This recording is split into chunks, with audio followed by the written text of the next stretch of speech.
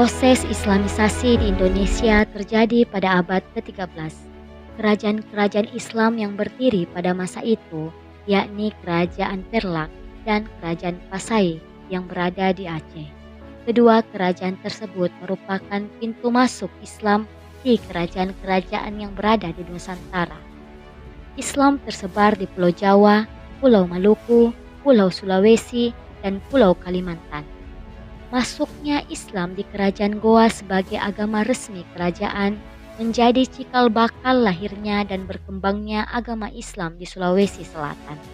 Meskipun ada 3 kerajaan besar yang ada dan saling bekerja sama, yakni Kerajaan Luwu, Kerajaan Goa, dan Kerajaan Bone.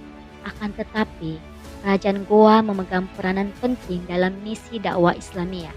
Raja Goa dan Tallo sebagai kerajaan kembar memiliki keinginan untuk menyampaikan agama Islam ke kerajaan-kerajaan yang ada di Sulawesi Selatan. Penyebaran Islam yang ada di Sulawesi Selatan kemudian mulai diserukan. Kesepakatan ini tertuang dalam literatur sejarah. Dijelaskan bahwa yang menjadi modal utama Kerajaan Goa menyeru Islam sampai pada Kerajaan Bone, yakni adanya kesepakatan antara Kerajaan Goa dan Kerajaan Bone di masa lalu yang menjelaskan bahwa barang siapa di antara mereka yang menemukan jalan yang lebih baik, maka ia berkewajiban memberitahukan tentang jalan yang baik itu kepada yang lainnya. Tempat ini merupakan saksi sejarah penyebaran agama Islam di daerah Bone pada abad ke-13. Masjid ini berusia sekitar 383 tahun dan merupakan masjid tertua di Kabupaten Bone.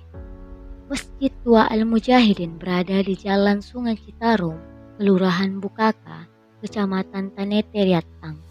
Dalam lembaran sejarah, masjid ini dibangun oleh Sultan Fakih Amrullah. Beliau merupakan cucu Imalintang dan Mayonri Sultan Abdullah Awalul Islam.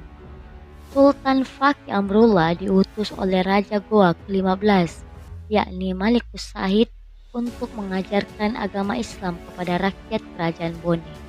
Beliau diutus di masa pemerintahan Raja Bone ke-13, yakni Raja Lamat Daremeng, atau nama Islamnya Sultan Muhammad Saleh. Menurut sumber sejarah, pada masa kerajaan masjid ini merupakan pusat pengembangan ajaran Islam, pusat dakwah Islam, dan pusat pembelajaran Islam baik keluarga raja maupun masyarakat Bone. Masjid Al-Mujahidin pada awalnya dibuat dengan bahan kayu, namun telah direnovasi oleh Raja Bone ke-22, yakni Raja Latam Masonge. Lalu kemudian direnovasi kedua kalinya oleh Raja Bone ke-32, yakni Andi Mapanyuki. Meski telah mengalami 2 kali renovasi, bentuk bangunan masjid ini tidak berubah hingga sekarang.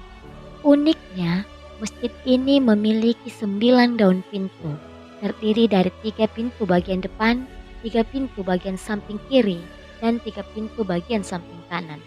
Hal tersebut terinspirasi dari 9 Wali Songo.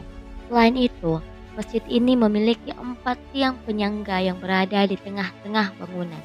Mahyuddin menyebutkan bahwa di ujung kubah mimbar terdapat guci yang disebut mustika, berasal dari Cina, yang diperkirakan pada masa dinasti Ming.